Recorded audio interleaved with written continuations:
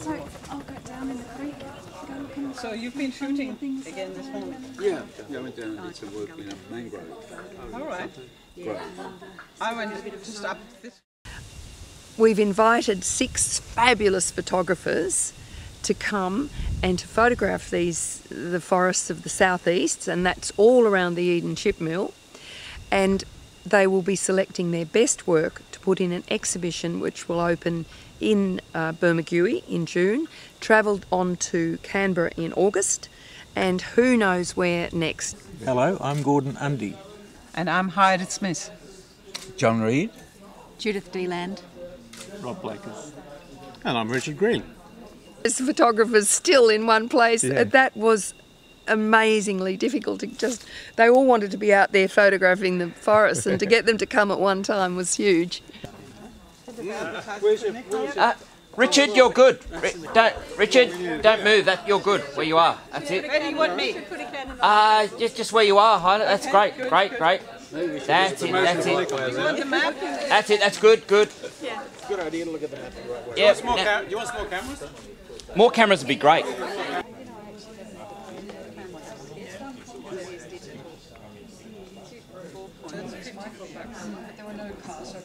Okay, Richard, I want you talking to Heide there. Heide, no, staying where you are. Are you talking across the table? I've got another 3 or 4 days, so coming to a place that you're not familiar with, it always takes a little while to become familiar with it. And so I'll use, I'm just talking to people as much as I can now to get ideas of places to go. So what I'm looking for, the hardest thing in forest campaigns is images of forest, which really iconise the forest itself. Because when you're in a forest and you're photographing, it's very hard. Often the photographs, there's branches and bushes and there's shrubbery. It's hard to get through. It's hard to get a clear vision. It's hard to get a clear sense of what the forest actually is. Yeah. And so always you're searching for an image which will convey in a 2-dimensional sense what you're experiencing, in 3-dimensional sense. Yeah. And it just takes a long time. You have to spend a lot of time. In my case, it has to be walking. I just have to get out there walking. And exploring and poking around and sitting and looking and listening and watching, and eventually you come upon things which catch you, and at an intuitive level, and then you stop and it's then a process of refining that and trying to find a composition, and sometimes it works and sometimes it doesn't. Right. That's it. Good. You pilot that toy of yours, do you? Tell me when I can I did, but you took a photo of us. I was going to take a photo of myself on the ground. Gordon, I want you looking at Heide. Just looking there. The escarpment at the beginning of the sort of the water cycle, or the land water cycle, and so I'm going to take some photographs at Nunnock Swamp, which is in the Southeast Forest National Park, just out from Bombala. And then at the other end, and that's where I was working this morning, is take some photographs in a mangrove patch. Right. Can I image the canopy? How might I get up at canopy level in our forests to sort of get a view that might be seen by a glider possum or other creatures that come to life at night time?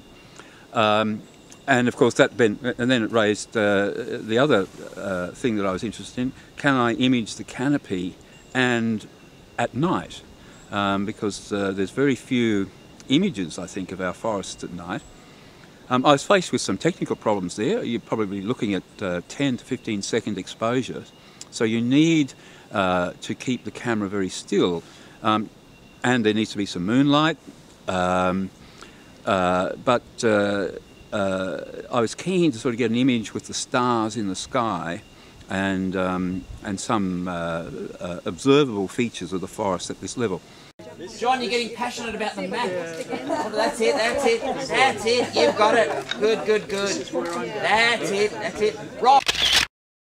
I was staying in a tent, a big army tent actually, last night, and you just stepped out the door and you're in paradise, and so one doesn't have to go too far at all in order to get some wonderful material for inspirational photographs. Yeah.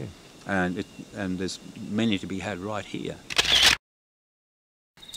But what I was saying was there's a huge space. Yeah, there is. When we're going on a trip, the helicopter is full to the roof, chopper block full. Yeah. And it gives us the advantage that we can camp on site. Yeah. So that we can be there for good light in the morning and at night. Yeah. Yes, it certainly makes it a lot easier to get the pictures. But the history was that I've been into photography for over 60 years now. Okay. And I've been into nature and the environment for over 60 years. The helicopter is a new boy. All right. I only learned to fly 24 years ago. Yeah. And that was in order specifically to be able to go out bush to take photographs. Right. Okay. And so that's what we've been doing for the last 20 years or so.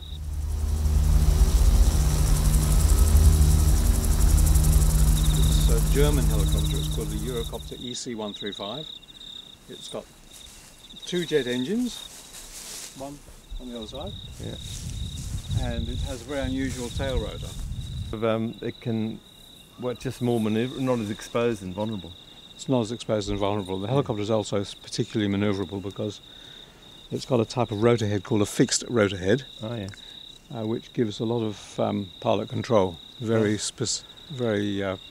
precise control. Right. Yeah. And for 5 years it was the only one of its type in the country. Right. There are now, I believe, 8 others Right. that are being used by the rescue services and the police. Okay. Well, we were up this morning, we're taking photographs this morning. Okay. And judging by the light, we might be up again as the sun's setting. Oh, good. See whether we can get anything decent. Great. Good, good. Great. Okay, now everybody looking at me. That's it. That's it. Very nice, very nice. Dual National Park. Good. Great. That's good. Jude, at me. Everyone, at me. That's it. That's it. Smiling. Smiling, smiling, smiling. That's it. That's it. Good, good. You know, old growth forest is messy, and that's great because it's full of life and full of biodiversity, all those microbes, all those fungi, all those things that you don't find in a forest that's been logged and burned. We don't know what sort of cures, the chemicals of some of the fungi and things have got scientists really interested, but if we don't even know how, a lot of the fungi down there, so we're identifying new species all the time, but if we keep trashing the place, we'll lose them, and we might lose a whole lot of interesting science with them. Yeah. Well, thank you very much. That's all right. Hope your camera comes up to thank comes you. up with the goods. Yeah, I like the Canon. Yeah. Good man. See, this is. We should be doing things with it. I think this is going to be the right camera. Yeah. So where did you get for a lot of people? Yeah. Including someone like me. I think for most photographers would like this as a second camera. Absolutely. Because it's so immediate, you know, you don't have to try anything, and also because it has only one fixed lens, it doesn't give you any options, and it means you're more decisive. Yeah. But it's fabulous. You're going to use this one this time? I am using this one just purely for black and white, and I use my Nikon for colour. Oh, right. And the forests are just unbelievable. We have snooze. They are just so beautiful. They make you, they renew everything within you. They're just fantastic. Yeah. Yeah, and one can go down to the little details, whether it's a little mushroom or a toadstool or some tiny little insects. It is just unbelievable. It's so beautiful. Yeah. Do you want it that way, closer in or further away? And they can't make a decision, and by the time they made a decision... Whereas this is what I use almost all the time. Right, okay. It's non-digital, but I think of it as about a 20 gigapixel camera. Okay. Yes. But no, it's 8x10 film camera. Right, 8x10. And I shoot mostly black and white with that. Oh, black and white. Yeah, I haven't shot colour for 15 years. All right. Yeah, it looks very nice. Because it's my passion. What's the name of it? It's an ebony. It makes the camera, but the design is essentially 100 years old. Yeah. There's nothing new about the design.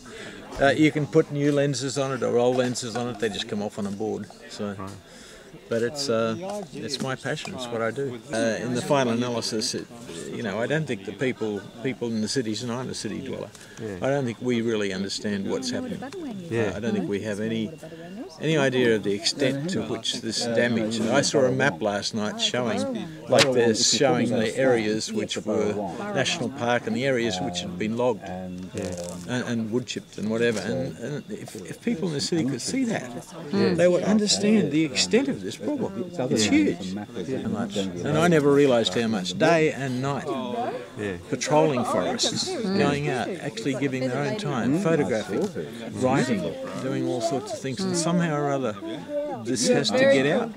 And I'm not a green activist. I'm just here because I'm a photographer and I know these people. But in the end, without them, there's a lot of problems. There's a lot of problems. And to think that some of those wonderful trees end up like toilet paper, you can't get your head around it, can you? Is about nature. It just inspires us, and these beautiful temperate forests that we have down here inspire so many artists.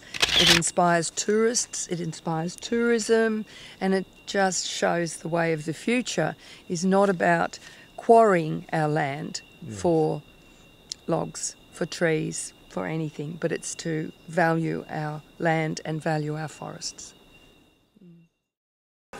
Move up, squash up, that's it. That's good. Here we go, looking at me, that's it, nice. Great. And again, that's nice, very nice. Good. Good. Great, thank you.